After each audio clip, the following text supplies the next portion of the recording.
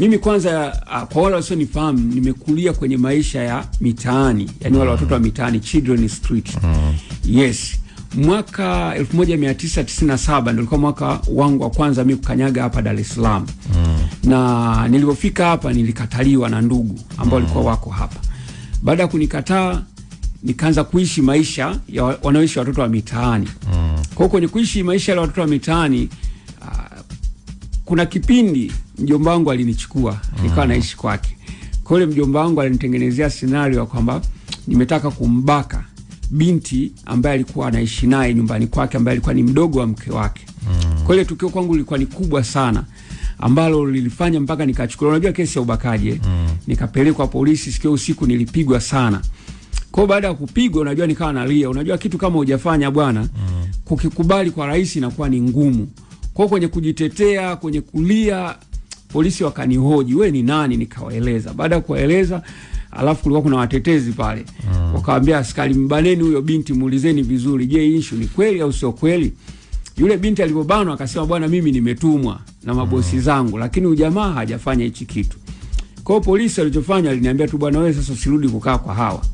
Fanya mpango, tafuta sehemu ambayo utaenda kukaa. Kwa hiyo baada ile tukio, alinichukua, alikuwa ni mama ambaye ni mkubwa, alikuwa ni mtu wa makamo. Kipindi hicho 97 mimi nilikuwa na miaka 17. Kwa alinichukua tu kama kijana wa kwenda kukaa tu nyumbani kwake na kufanya shughuli za hapa na pale. Lakini mimi sikuwa nimejua kumbe yule mama alikuwa anajiuza. Unaona? Baada ya kuishi kwake ndio nilikuja kugundua kwamba yule mama anafanya biashara hii. Kwa hiyo akanigeuza mimi. Kipindi kile tulikuwa tunaitaga sugar mami. Leo vijana wa mjini wanaita vishangazi. Lakini kipindi kile ilikuwa inatumika sana sugar mami. Kwa hiyo akanichukua, akananilea, nampeleka kwenye shughuli zake za kujiuza. Mke wangu utanisamee. Unaona, yes. Shughuli zake za kujiuza, lakini tukirudi nyumbani mimi sasa ndo nikawa namhudumia kingono. Unaona, yes. Na yule mama alisema kule ni business not love. Lakini sasa wewe ndio utanihudumia kwa sababu nitakuwa napata kila kile ninachokihitaji. Kwa baada ya kukaa kule mama tulishindwana kwa sababu ile haikuwa future yangu. Baada ya kuondoka nikaendelea kuishi ile maisha ya mitaani, ndo nikaanza kuugua. Baada ya kuugua nikakumbuka ngoja nirudi kwa yule mama. Kurudi kwa yule mama, hiyo ilikuwa ni 98 sasa.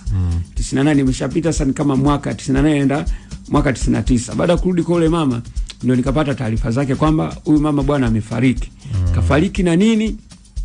Ugonjwa wa kisasa. Ndio alikuwa anatumia sana hivyo, ugonjwa wa kisasa. Yes.